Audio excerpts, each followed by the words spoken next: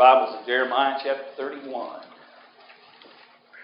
Jeremiah chapter 31, and we'll get right back into our study tonight in this chapter. Last couple of chapters actually been a lot more pleasant than some of the other things Jeremiah had to say. A lot more hope, a lot more encouragement here in chapters 30 and 31 in particular in relationship to the message of Jeremiah. Because after all, the fact of the matter is, God has a mindset of He's going to bring them captive for how long? 70 years. He knows that all along, right? That's His intent and purpose from the very beginning. And He's even telling them that this is a temporary captivity. I'm hoping that it will educate you and teach you something. It'll discipline you. And Lord willing, you'll come out of the other side of this ready to do what? Serve the Lord. Hopefully you'll come out the other side of this ready to serve the Lord. And I'm going to give a new spirit, a new heart into you, and I'm going to give you a greater hope, and I'm going to give you encouragement and restoration if you'll embrace it. I think last chapter probably spent most of his time dealing with which group of those in captivity. Those from which tribe? Singular, weird way to say that. Spoke to Judah, okay? Speaks to Judah in chapter 30. Who does he seem to turn his attention to in 31? To Israel, okay? I think he turns his attention a little bit to the 10 tribes that made up the northern kingdom. He turns his attention to Israel a little bit. God does through the prophet Jeremiah, and letting them know that they've been scattered for even longer, remember, than Judah has. And so they've been in captivity for a longer period of time, in exiles as well. And so he gives them hope that they can return back to their land and their home place, and they can begin to establish themselves in relationship to God as well as Judah can. And so that's where we find ourselves in our study tonight here in Jeremiah chapter 31. And so at that time, the text says, saith Jehovah, well, I be the God of the families of Israel, and they shall be my people. Thus saith Jehovah, the people that were left of the sword found favor in the wilderness, even Israel when I went to cause him to rest. And so, not everybody what? By the sword. Not everybody died by the sword, right? Some of them were dispersed and scattered, okay? And they ended up into the wilderness. And so there's a message for them, and that is you're eventually going to be able to come home, okay? You're eventually going to be able to come home. The great hope that God gives them, that there's a resting place. There's an opportunity to restore yourselves back to Him. We'll talk more about the symbolism of that before we're done tonight. He said, He appeared of old unto me, saying, Yea, I have loved thee with what kind of love? With an everlasting love. If you looked at your worksheets real quick, there at the very beginning of it, it said, with what kind of love did God love Israel? And it was an everlasting, okay? In other words, even when God disciplines, He still what? He still loves. Okay? In fact, you might even be able to argue in some senses that there is even in some levels a greater love shown in His willingness to discipline with the intent of correction. Okay? Of turning them back. God had power to just do what with them when He got fed up? Destroy them, be done. Okay? He could have just chosen destroy them and be done. You know, they're worthy of it. They've turned into idols. They're ignoring me. They're not interested in a relationship with me anymore. They're evil seemingly from the top down. And so God would have had every right, if He had chosen, to just say, I'm done. But the beauty of God's love is He's continually striving to turn people back to Him. That He doesn't lose hope and patience with them entirely. That there is this message. And so within this discipline, within this correction, is the love of God. Because the intent of the correction, when we discipline our children, what's the intent and purpose of that? To turn them from some bad or negative behavior into a better behavior. And what is God doing with Judah and with Israel? He's disciplining them in hopes of turning them into a better behavior. And so this imagery continues. So God hasn't quit loving you. How many of us as parents haven't looked down at the tears of a child who's crying, you don't love me anymore, right? Because we disciplined them. And you can almost hear the bemoan of this nation. They have been placed into captivity, not solely by the power of some great land like Assyria with Israel or the Babylonians like Judah, but they have been placed in captivity and judgment by the hand of God. And you might at the end of that say to yourself, you don't love me anymore. We don't have a bond anymore. So God doesn't want them to think that way. He wants them to recognize that His love has been everlasting. It's never stopped. His love for them has never stopped in all of this process. Is it possible for us to feel the same way sometimes? That we've somehow disconnected from God. God doesn't love me anymore. Challenges come, difficulties come, maybe discipline from God's Word. I need to be corrected. I need to be turned from some behavior to something better. And so there are moments in our lives where we may feel that kind of emptiness and hurt of the discipline of God's Word, but always remember that behind it is the everlasting love of God. So with loving kindness, because my love is everlasting, with loving kindness, He says, have I've drawn thee. I think it's interesting that He with great power pushes them out of the land. With great power, He pushes them forcibly into captivity. But how does He bring them back?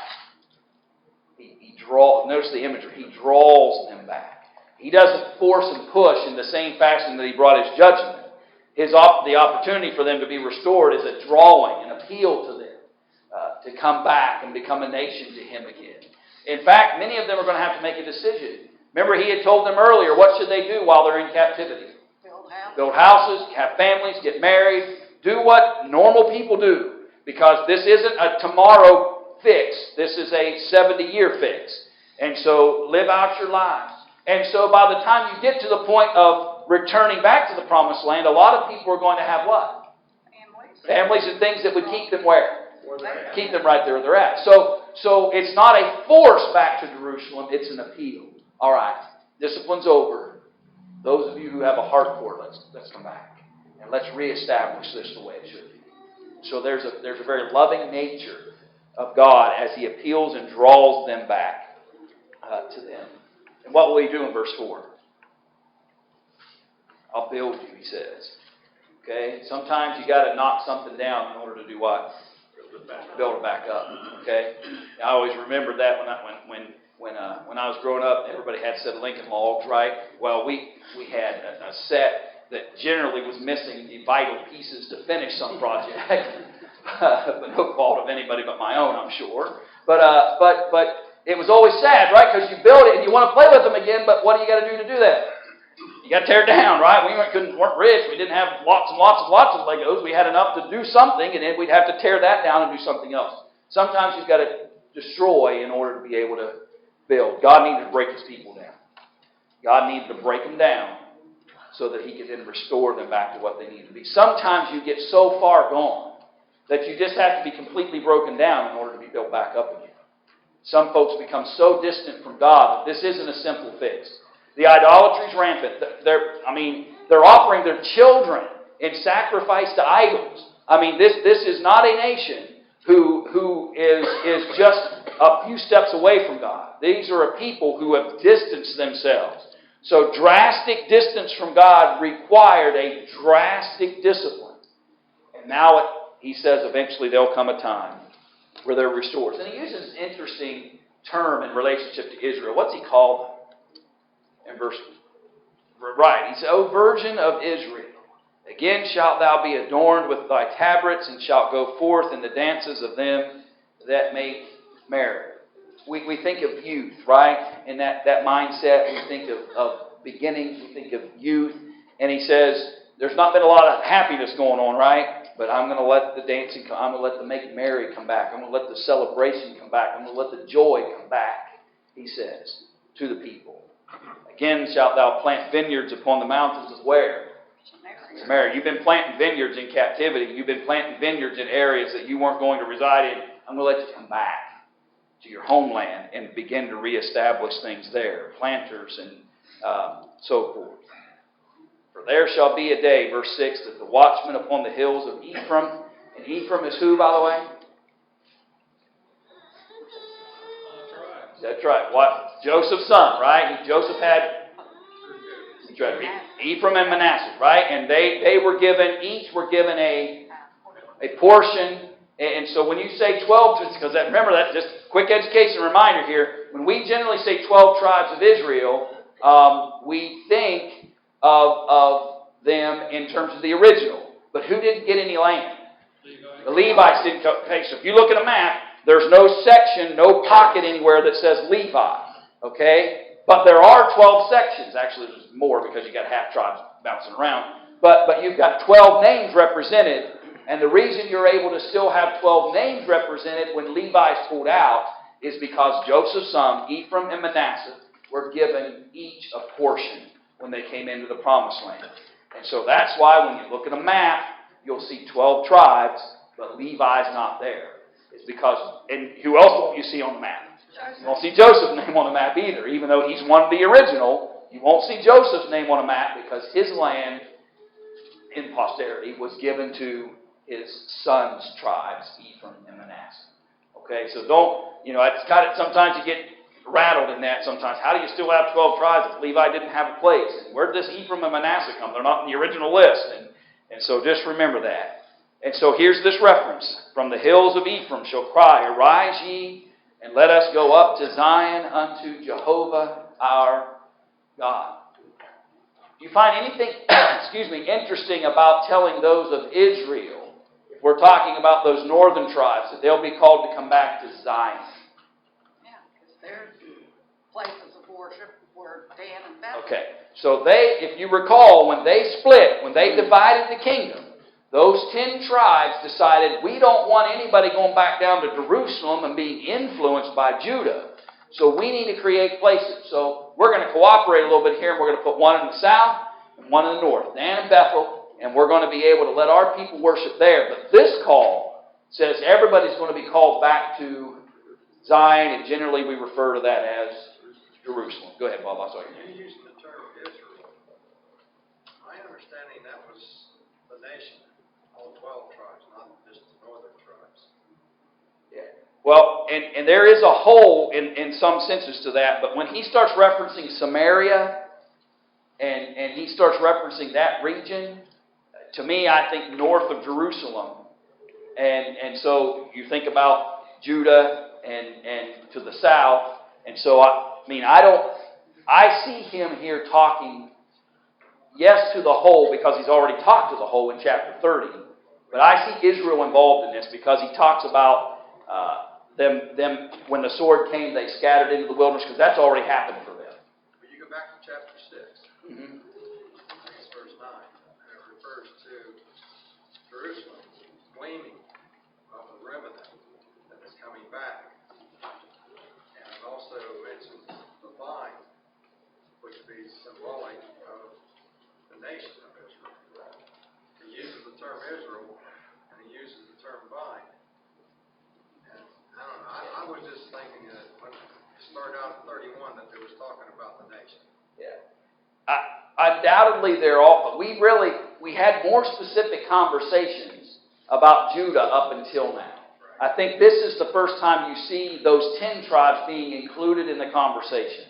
And so in that sense, yes, it is referencing the whole, because all of them are coming back. And it is hard. I readily admit it is hard sometimes to know at what point are we talking about the 10 tribes that represent the northern kingdom, and at what points are we talking about all of them.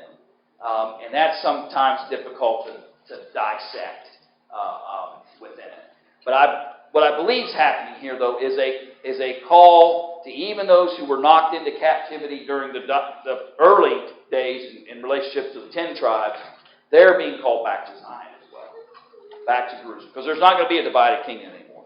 They've all got to come back and get one heart collected back together to God.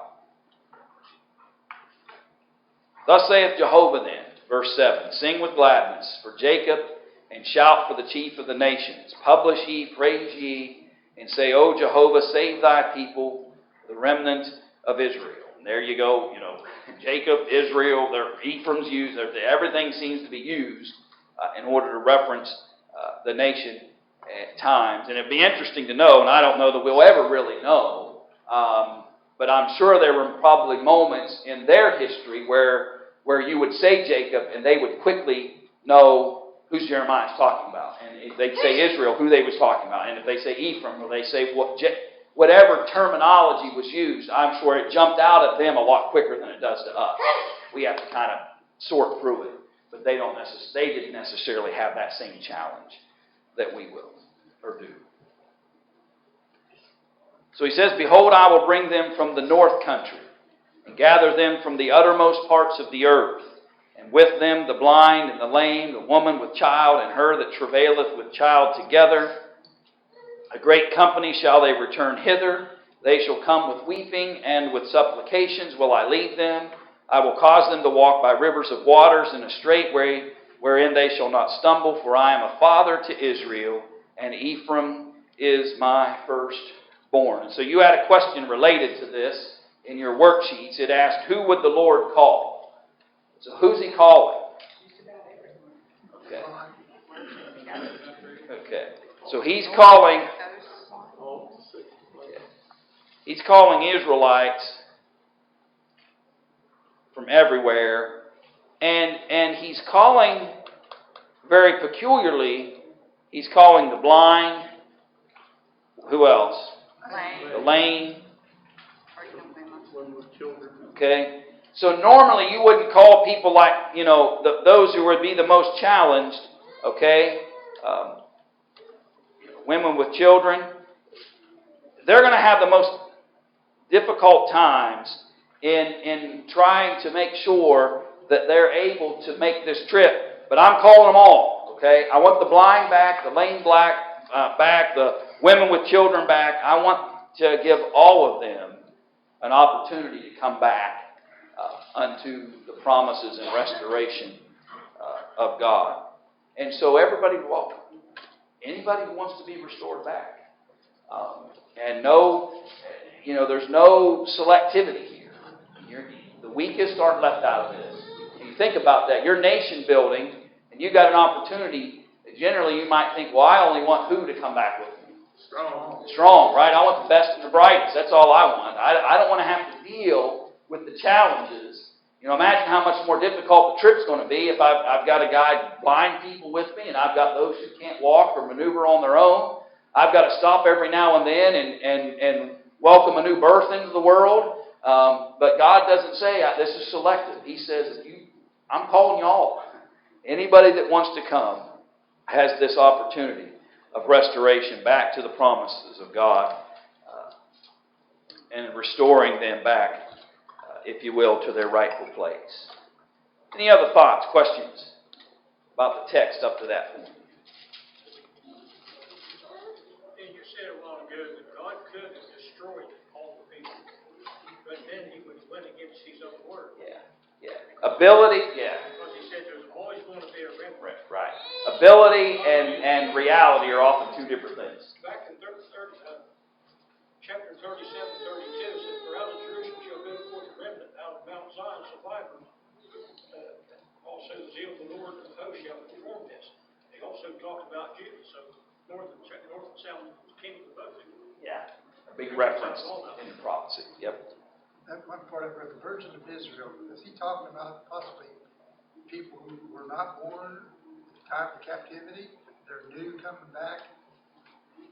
Yeah, it could be. There could be a reference to that. The idea that there are those who have never been in this land, were born in captivity, but this is going to be their first excursion back into the promised land of God. Yeah, it could have that symbolism as well. There are some who even argue about the idea, or suggest the idea that he's referencing where does our mind go as soon as we hear the word virgin in the Bible? Mary and Jesus, right? That's where our minds generally run to. And there are some who argue that this is some prophetic, early, kind of thought processes in relationship to that. I wasn't convinced of that concept, but it was something I read along the way. Although there is some imagery here that points to the new covenant, obviously. "For Jehovah hath ransomed Jacob, and redeemed him from the hand of him that was stronger than he." So he buys him back in that sense. "They shall come and sing in the height of Zion, and shall flow unto the goodness of Jehovah, to the grain, to the new wine, to the oil, to the young flock of the herd, and their soul shall be as watered garden, and they shall not sorrow any more at all." Again, we talked a little bit about this last Sunday, but okay, I may be able to build a life over here in captivity, but it's not where? It's not home, okay? It's not home. And so even though I may be okay, and I'm surviving, and I'm existing, and I've got a family, and I got some good things going for me maybe while I'm in captivity, or in exile, but it's not home.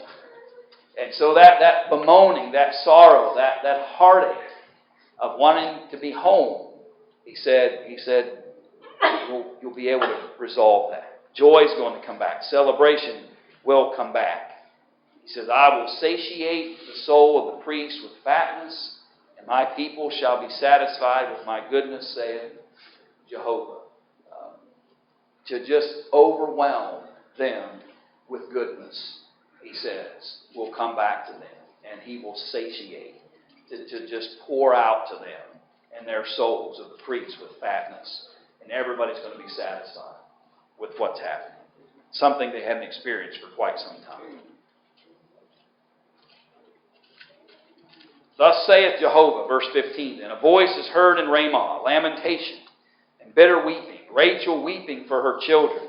She refuseth to be comforted for her children, because they are not. Thus saith Jehovah, refrain thy voice from weeping, and thine eyes from tears, for thy work shall be rewarded, saith Jehovah, and they shall come again from the land of the enemy. Is it a good thing to become too overwhelmed with sorrow? And we have to be careful about this. It's not healthy to become so that you can't even see what? What's ahead. Okay, you can't even see the hope that God... Yes, were they rightfully sorrowful for what was going on? Sure. There's famine, there's sword, there's pestilence, there's tremendous challenge going on back home. But he said, don't be so consumed with that you forget that God has an end point to this. And restoration is going to come. There is hope. Notice verse 17. For thy latter end, saith Jehovah, and thy children shall come again to their own border. The greatest challenge that sometimes we have to overcome is the idea that there is no hope. If we begin to convince our minds and our soul, we become so overwhelmed with things that we have decided there is no hope, there's nothing left for me, there's nothing out there for me, nothing good's ever going to come. It's hard to overcome that mindset. It's hard to overcome that kind of thinking. And so we've got to add hope back into the mix. And again, they're in the midst of some pretty hard things. They're in the midst of some pretty disciplined things. It isn't over yet. Jeremiah is telling them of things that are to come. They aren't experiencing these things yet. But they have to keep their eye on that purpose. And that hope is out there. And restoration is coming. And they'll benefit from it. Again, you're going to come home back to your own borders. I've heard Ephraim bemoaning himself thus. Thou hast chastised me, and I was chastised, a calf unaccustomed to the yoke. Turn thou me, and I shall be turned, for thou art Jehovah, my God. That was an interesting statement. What don't you think in verse 18? When he says, I'm unaccustomed to what? I'm unaccustomed to the yoke. What do you think he means by that? I know it's not a question in your worksheet, but I'm asking that. To discipline. Okay, discipline's is foreign to them. What else do you mind? When you think of a yoke, when you yoke a couple oxen together, what do you tend to do with them? You tend to work them.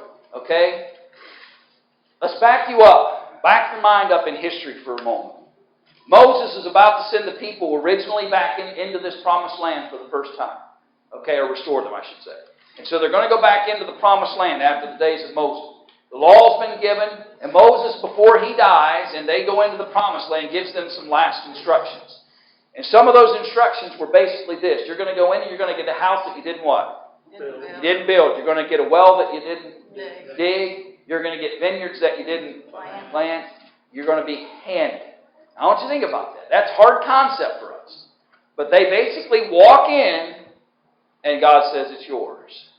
The houses, the wells, the buildings, the structures, the land, the vineyards, everything. It's yours. And because it was given to you, you didn't have to do what for it? You didn't have to work for it. And sometimes when you don't have to work for things, you take them for granted. I think that's what he's written. They have taken for granted the blessings of God and His watch care over them. They are not accustomed to having to work for much. And it hurts a lot more. When you've never had to work, and now all of a sudden you got to work, it's painful. It's painful. They have to get into that mode. Go ahead, Ron. Well, I was thinking about the word yoke. That was used in chapter 28, about the yoke of captivity that was put upon them, but God said, I will break that yoke. Yeah. And so I think that may be the same terminology here, was the yoke of bondage. Right. You were unaccustomed to having to answer to somebody else. You have only had to answer to yourselves for a long time, and you've had the benefits of that. Actually, Israel was taken into captivity by a more vicious kingdom. The Assyrians were much different. Some of the weaker ones were allowed to stay and intermingle there to help keep that land treated in some way and useful. Sure. So they're not, when you're not used to discipline, correction, work, hard things, kind of tough to take.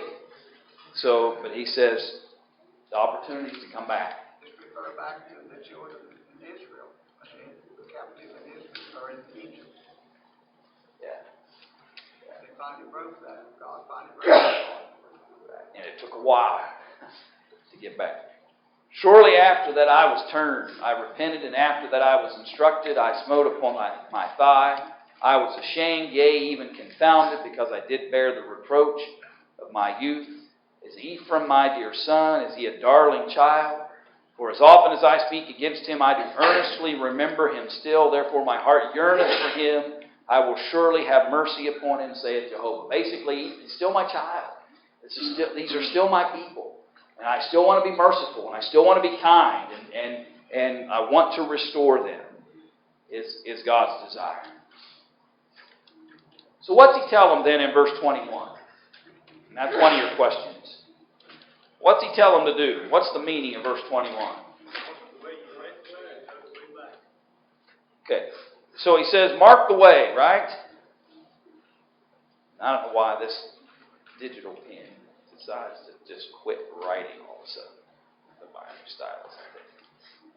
But he says, mark the way. And this was hard for me because I'm trying to think in which direction. Okay? Generally, you mark a way, that imagery of the breadcrumbs, right? Now I do that so I can know where. How to get back. But the problem with that is, where am I leaving and what am I going to? Leaving bad. You're leaving captivity, okay, but I'm leaving captivity and going home. So what am I marking? For whose benefit? For other people. I think that's what he's pointing to here. Yeah, I've never been there. Yeah, that's right. So I've got to mark the way. I got to blaze the trail. So literally, I got to lead them back there because they've not been there, and I got to mark it because remember, who's coming? The blind, the lame, the woman with child, the one that's going to have to stop and deliver on the way. Okay, so is everybody going to be together as they travel? No. Okay, so you're going to have to mark the way, and they're going to have to assist one another as they travel back, and then symbolically and spiritually mark the way that how you get where? Back to God. Let other people know how to get back to God. That was the imagery to me that I could be wrong, but that's what I saw. Set thee up way marks. Okay? What do we call those, by the way? We've got them. Road signs, right? They're road signs. Okay? We rarely use them anymore because we've got these fancy things in our pockets and called, GPS on our phone, and so we don't read road signs very often. And if you do, I don't know whether you should be driving, but anyway. I told her it was still.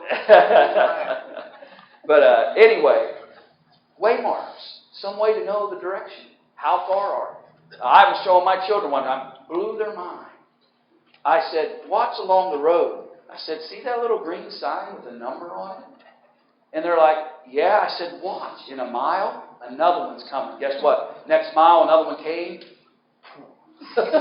They're like, you're a magician. How did you know that? And I said, guess what? Another mile. It's going to be marked too. And it's like, they're not used to reading. But they were going to need a wayward. They were going to need a marking. How to get back. Go ahead.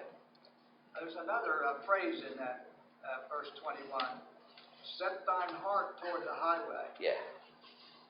In other words, don't just try to scramble to get there. Put your landmarks, mark them, so that everybody can set their mind toward getting home. Right. Yeah. And so that everybody can stay. Is it easy to become distracted along the road? Yeah. Is it easy to become frustrated because you missed a turn? Don't answer that, Deborah. There's been many a dashboard that wish I wasn't driving at the time. But and sometimes you get so frustrated, you do what? Turn around and go back. I'm done. Turn around and go back. Right?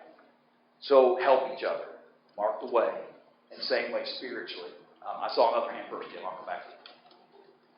The use of Ephraim being his beloved son, and going back over a little further back in this chapter, it mentions Ephraim being his firstborn son. When Moses was talking to Pharaoh, when he was going through the 10 plagues, and he was telling Pharaoh to let his children go, and God told him to tell Pharaoh that Israel is my firstborn son. What is the connection with Ephraim here as the firstborn son? Yeah. I'd have to go back, but is he not Joseph's firstborn son? Can somebody answer that for me? I'm going to have to go look it up. I would have to, I believe that's correct. That's why I believe he's referenced that way. Going back to that? Yeah, you're going back, because you're just trying to reference it. Maybe I'm completely off base on this, Bob. I have not made a whole lot out of which names are they're choosing. I believe they would have made a greater connection to why he was using Ephraim now, Jacob later, Israel later. I think they would have made a greater connection to that. I'm not so sure outside of their culture, if you will, we'll fully grasp why did we use Ephraim this time? And now next time it was Jacob, and the next time it was Israel. They're all kind of pointing to the same thing. The nation. God's bringing them home. You're my firstborn. You're my child. You're the ones that I chose for these purposes. I take a much simpler, I guess, view of that, and I didn't think too much about specifically why did we choose that particular name at a particular time. That could be a mistake on my part, but that's go ahead, Jim. When people travel like that, they usually travel in a column. The head of the column usually marks the trail in case the rear of the column gets separated.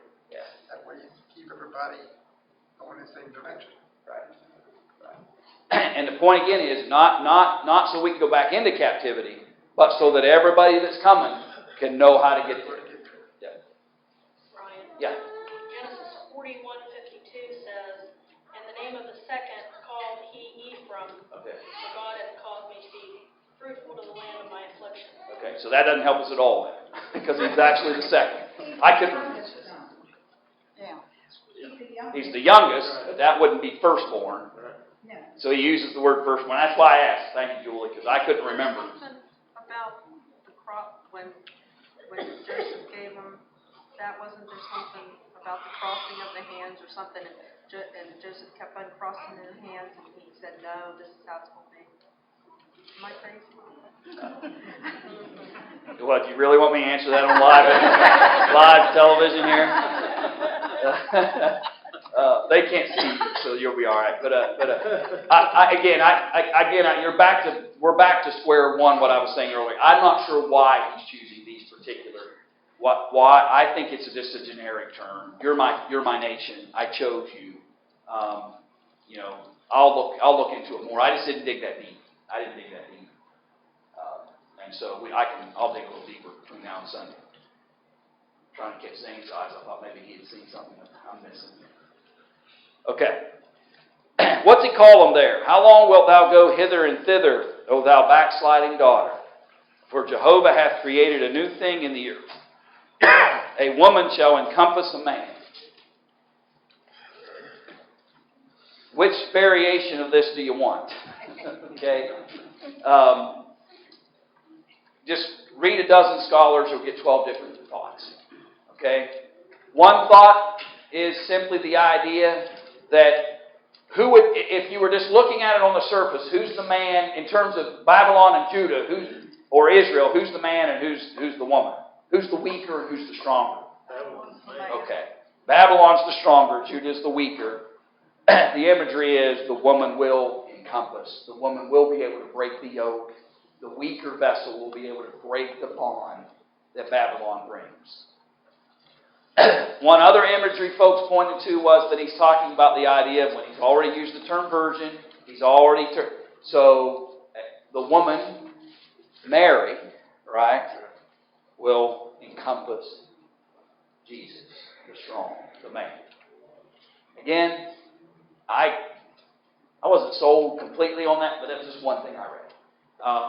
So there's lots of imagery here. I took more of the idea that which appears weaker actually is going to be the stronger in the picture. And though it looks like that Israel will never be able to break the bondage and the yoke, it's coming. And it's going to happen, even though they may appear weaker. And especially I think that's in relationship to the idea, what gender does he use in verse 22? Female, right? Because of backsliding daughter. Okay? So, quit going hither and thither, backsliding daughter, for Jehovah hath created a new thing in the earth. You, the daughter, the woman, shall encompass a man. You, the woman, will be able to overcome the man. My people will overcome the strong in Babylon. That's what I saw. I found it. Okay. Genesis 48, and it does talk about that. It says that Joseph brought his two sons in, and he set the oldest one beside his right hand, and when his father laid his hands on him, he crossed his hands, and it displeased Joseph that he had done that, and he tried to correct him. He said, this is how I want it. Okay. So the imagery is he becomes the first. Yes. Yeah. So I think that's what I was thinking about all along. No, that's good because I'm off the cuff here. I didn't look up any of that, and so that's an interesting text in relationship to Ephraim, and maybe why Ephraim is chosen as the name we're using here rather than Manasseh, who may have happened to have been chronologically older in the picture. Well, could it be that happened with Jacob and Esau? He's Sure. doing it to his grandchildren. Chronologically, and so there's, just keep swimming in the deep end sometimes. Okay, jump to verse 24. We're slowly running out, or quickly, I should say. Well, maybe slowly to you, fast to me. Running out of time. Judah and all the cities thereof shall dwell therein together. The husbandmen, they that go out of the flocks. For I have satiated the weary soul, and every sorrowful soul have I replenished. Upon this I awaked and beheld, my sleep was so sweet unto me. Comfort's coming. Okay? And that's really the discussion that he has for a little while. Let me run you down to verse 31. Let's get this last piece of context. I realize there's more there we could have talked about, but they'll not have to worry about the sour grapes and the disappointing things anymore. Good things are coming. Verse 31. Behold, the days come, saith Jehovah, that I will make a new covenant with the house of Israel and with the house of Judah, not according to the covenant that I made with their fathers in the day that I took them by the hand to bring them out of the land of Egypt, which my covenant they break, although I was a husband unto them, saith Jehovah. But this is the covenant that I will make with the house of Israel after those days, saith Jehovah. I will put my law in their inward parts, and in their heart will I write it, and I will be their God, and they shall be my people. And so, after the time of Moses and through this period of time, what kind of law did we have? One that was written where? That was stone, right? We had a very, word I'm looking for here, but very rigid and specific, and had become to them a very ritualistic, do this, do this, do this, do this, and they had lost what in the process? The heart of it all, okay? They had no real connection. They were just going through the motions. They were just doing the things they were supposed to do, and it got to a point where that had become so redundant to them that they just did what? Just quit doing it altogether. Just forget about the law entirely eventually. But he says the new covenant's going to come, and I think if you added Hebrews chapter 8 to the discussion, and again, we don't have time tonight to dig into Hebrews chapter 8, but if you want to jot it down for your own study, you'll see the same kind of language about a new covenant that's written on the hearts of the people, and about how that covenant is different than the original, and or the old one. And so I'm fairly confident that when he talks about this new covenant written in their heart, especially looking ahead to what Hebrews chapter 8 talks about, you're probably referencing the New Testament of Jesus that Jeremiah is referencing here. This new covenant that's going to come, because who was that message going to come to first? Jew first, right? So they're going to be the first ones who have opportunity to come into this new covenant and new relationship with God. And the law is different. And because it's written on their inward hearts, into their hearts and minds, he says they will not have to do what anymore? Verse 34 rather. They shall teach no more every man his neighbor, and every man his brother, saying, Know Jehovah, for they shall all know me, from the least of them unto the greatest of them, saith Jehovah, for I will forgive their iniquity, and their sin will I remember no more. In 30 seconds or less, you ready?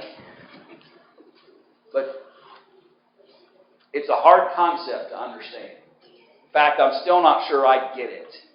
The idea, because we're always talking about we need to do what with the message? Teach it, teach your neighbor, teach your neighbor, teach your neighbor, teach your neighbor. And then he just said, you won't have to do that anymore. And we'll talk about that Sunday, Lord willing. I don't want to erase it. So we'll talk about Sunday. Just ignore me. We'll talk about it Sunday. We'll come back real quick, talk about it Sunday, finish this chapter real quick, and move to 32.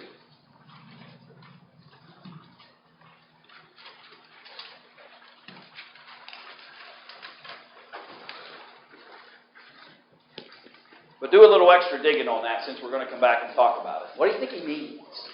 That it'll be written on their heart, and no longer will they have to teach it any longer, neighbor to neighbor, person to person.